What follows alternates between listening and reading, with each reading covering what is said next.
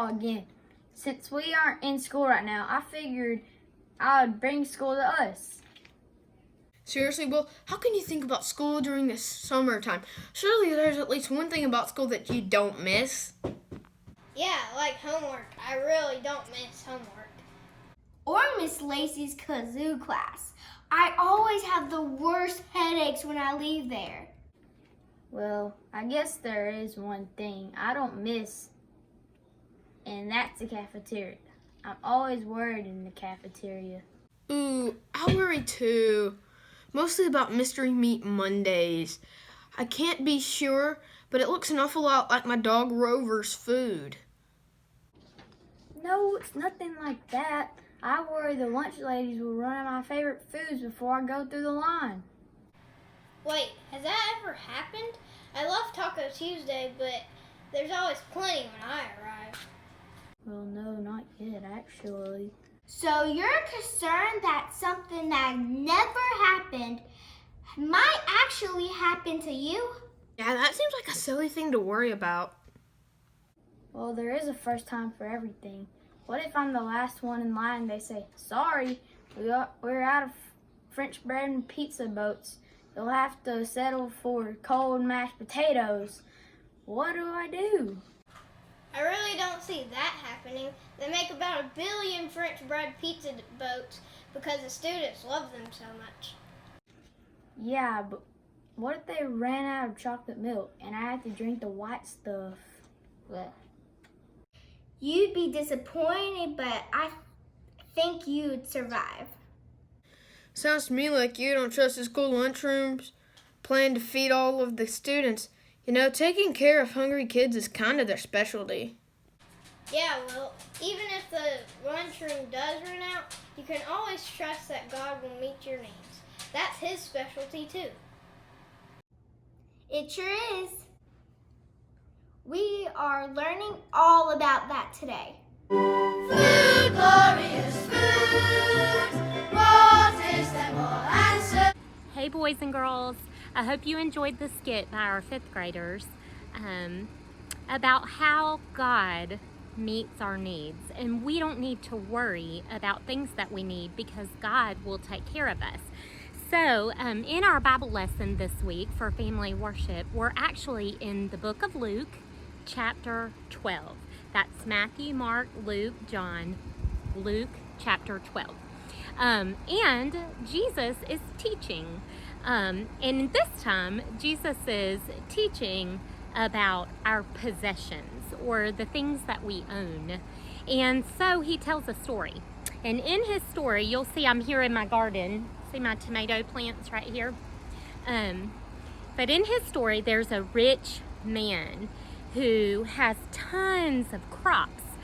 So many, in fact, that he tears down his barn and he builds bigger barns so that he can store all of these crops.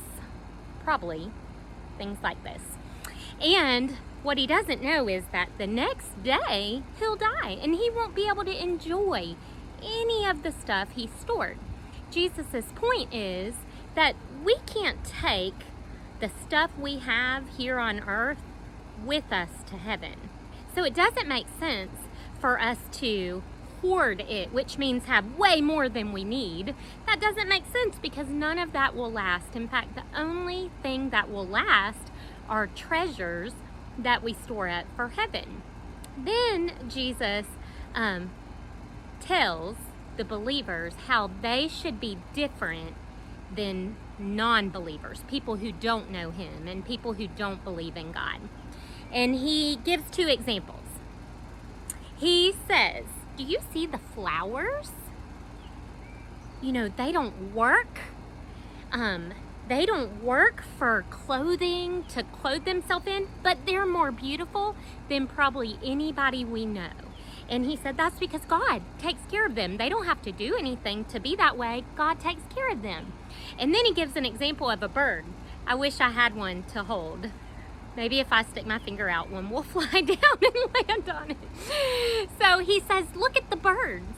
Do you see that they're not constantly working to find grain and to grow crops, but they don't go hungry because God takes care of them. And then he says something important. He says, doesn't God love you even more than the flowers or the birds? And the answer is, he does. He loves you so much that he will give you what you need, so you don't have to worry. Now, that's a beautiful picture. How can we tell if we're like the farmer who just wants to store and store and store and doesn't live generously giving things away? Well, are you somebody who always wants more? As soon as you get one good thing, you want more and more and more? Or as soon as you get one toy, then you want the next version and the better version and the better version, because your joy comes from things? See, if we really understand what Jesus was teaching, we'll realize that our contentment, our joy comes from God alone, not from stuff. The stuff will come and go, and we certainly can't take it to heaven with us. Our joy comes from Jesus, and he is a good Father who loves us and gives us what we need. Enjoy the Bible lesson with your family. Love you guys. Bye.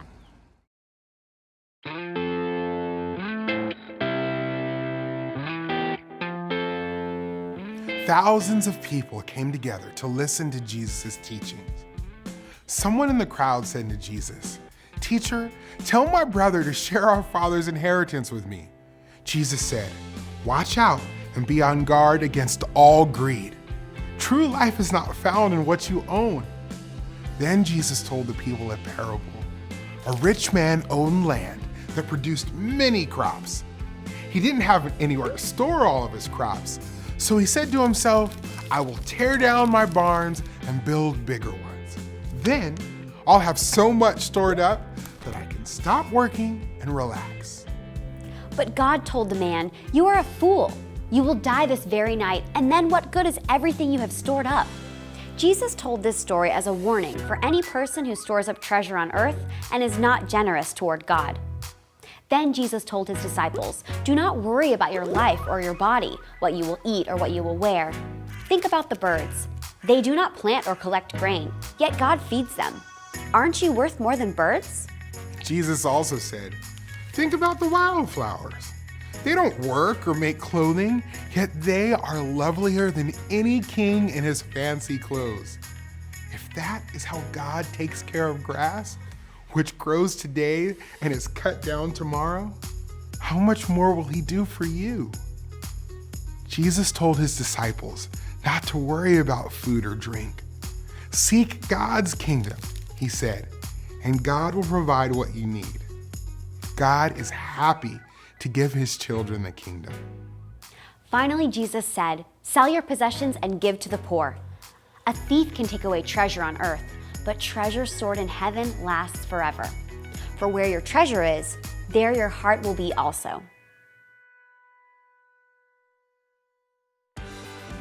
Jesus is our greatest treasure. Jesus left his place in heaven to live humbly on earth. Jesus obeyed God to set up his kingdom.